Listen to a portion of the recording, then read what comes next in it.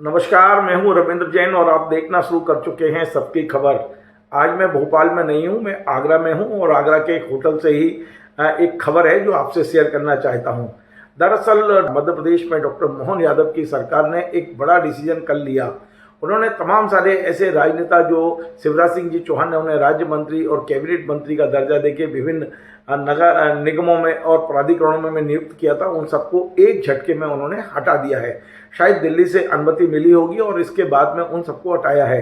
लेकिन इन तमाम सारे 35-40 लोग जो हटाए गए हैं, 40-45 लोग हटाए गए हैं, उनमें एक बड़ा डिसीजन उन्होंने लिया है और वो ये लिया है कि मध्य प्रदेश में रेरा के जो चेयरमैन हैं, जो मध्य प्रदेश के वरिष्ठतम आईएएस अधिकारी रहे हैं एपी श्रीवास्तव, उन्हें भी हटा दिया गया है। मैं आपको बताऊं कि एपी श्रीवास्तव चीफ सेक्रेटरी बनने की लाइन में थे।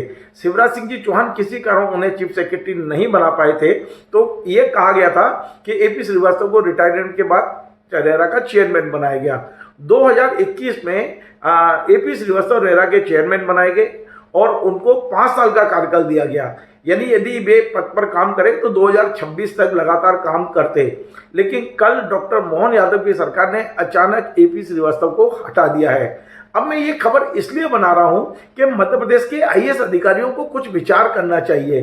वे रिटायरमेंट के बाद पद की लोलुपता में किस तरह गिर जाते हैं और फिर किस तरह अपना अपमान कराते हैं, ये विचार करने का अब समय आ गया है। मैं कुछ 2-3 उदाहरण बताना चाहता हूं आपको कि किस तरह मध्य प्रदेश के आईएएस अधिकारियों ने चीफ सेक्रेटरी रहते हुए या पद पर रहते हुए सरकारों की ऐसी जी हजूरी की कि रिटायरमेंट के बाद उन्हें कोई ना कोई पद मिल जाएगा, लेकिन वे पद पर ज्यादा दिन कंटिन्यू नहीं कर पाए। ये बात दूसरी है कि राकेश साहनी जैसे व्यक्ति, जिन्होंने आज लगभग एक समझ लें कि अंतिम सांस तक ही पद पर बैठे रहे, वे लंबे समय उन्होंने रिटायरमेंट के बाद अलग अलग पदों पर बिताया था, लेकिन उसके बाद में जो अधिकारी बने हैं उनमें कुछ ऐसे भी रहे हैं जिन्हें काफी अपमानित होकर यहां से हटना पड़ा है। मैं आपको बताऊं, 2018 में कमलनाथ जी की सरकार आई थी और उस समय चीफ सेक्रेटरी थे बसंत प्रताप सिंह। बसंत प्रताप सिंह का रिटायरमेंट था और उन्हें कहीं ना कहीं पुनर्वास देना था, इसलिए उस समय उनसे पहले जो चीफ सेक्रेटरी थे परशुराम साहब को शिवराज जी ने मध्य प्रदेश राज्य निर्वाचन आयोग का आयुक्त बना रखा था। तो कमलनाथ जी ने उन्हें बुला के साफ साफ कहा कि आप इस्तीफा दीजिए क्योंकि हमें तो बसंत प्रताप सिंह को बनाना है। जबकि वो संवैधानिक पद है, यदि परशुराम चाहते तो वे इस्तीफा नहीं देते, लेकिन मुख्यमंत्री से कोई लड़ना नहीं चाहता है और परशुराम साहब ने इस्तीफा दे दिया। इस्तीफे के बाद परशुराम को बना दिया सुशासन, जो हमारा संस्थान है जहां लोगों को सुशासन की बात की जाती है, रिसर्च होते हैं, वहां का महानिदेशक बना के भेज दिया गया।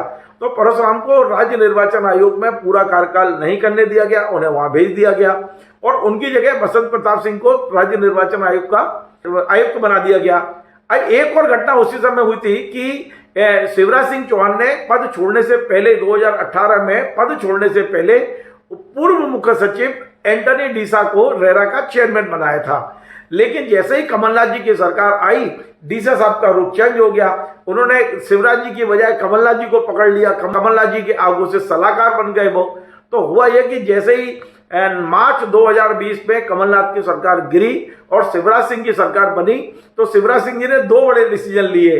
पहला डिसीजन, पद पर बैठने के तत्काल पहला डिसीजन उन्होंने लिया कि परशुराम को भरी बैठक में उन्होंने कथित रूप से अपमानित किया और परशुराम जी को वहीं इस्तीफा लिखवा लिया गया। आप सोचिए कि चीफ सेक्रेटरी इस तरह का अधिकारी जो इतने अपमानित होकर इस्तीफा देकर उनको जाना पड़ा परशुराम साहब को। उसके बाद में उन्होंने डीसा का कार्यकाल पूरा होने के पहले ही डीसा को चलता कर दिया।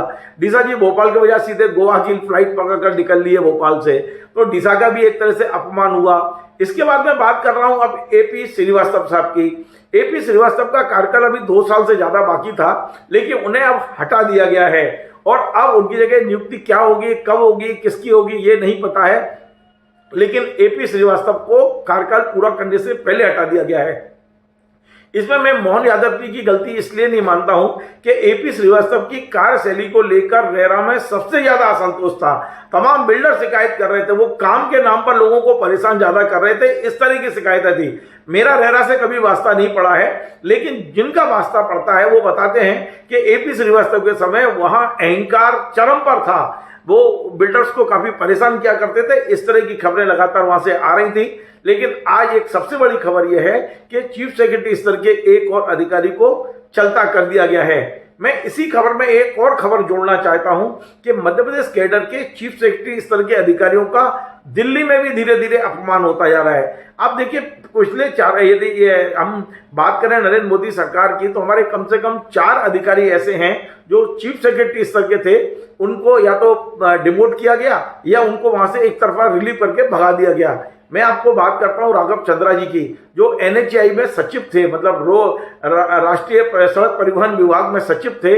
उनसे कुछ नाराजगी हुई मोदी सरकार की, तो उन्हें वहां पर ट्राइबल वेलफेयर में भेज दिया गया, जिसका बजट बहुत कम है। NHAI जैसे बड़े विभाग से उनको छोटा करके एक तरह से डिमोशन किया, उनका कथित अपमान हुआ। उसके बाद में बात करिए तो गोपाल रेड्डी साहब वहां होम सेक्रेटरी सचिव गृह विभाग हुआ करते थे, उन्हें एक तरफा रिलीव किया, उनके कार्यालय में ताला लगा दिया, दोबारा घुसने नहीं दिया वहां दिल्ली में, और गोपाल रेड्डी को भी वापस भेजा गया।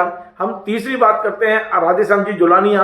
राधेश्याम जोलानिया जी वहां पर खेल विभाग में सचिव हुआ करते थे, उनसे भी सरकार नाराज रही, ये भी मध्य प्रदेश कैडर के थे, और उन्हें भी एक तरफा रिलीव करके भेज दिया गया।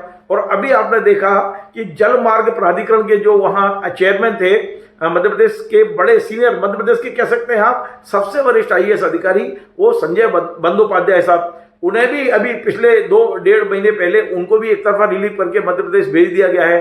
तो आखिर मध्य प्रदेश के वरिष्ठ IAS अधिकारियों की जो स्थिति है वो निश्चित तौर पर सम्मानजनक है, क्योंकि मध्य प्रदेश में नरोना जैसे IAS अधिकारी रहे हैं। मध्य प्रदेश में IAS अधिकारियों का नाम चलता था, LK जोशी का नाम चलता था, सुदेव बनर्जी साहब का नाम चलता था। ऐसे तमाम IAS अधिकारी हैं जिन्हें बड़े सम्मान के साथ बुलाया जाता था। आज भी हमारे यहाँ अनुराग जैन है, जिन्हें भोपाल से दिल्ली तक बहुत सम्मान मिलता है, लेकिन कुछ IAS अधिकारियों के बारे में दिल्ली से भोपाल तक उनकी छवि जो होती जा रही है वो आप समझ सकते हैं। मैंने ये कार्यक्रम सिर्फ इसलिए बनाया है कि एक तो पद पर बैठकर वो रिटायरमेंट के बाद की प्लानिंग करते हैं कि हमें कुछ ना कुछ पद मिल जाए।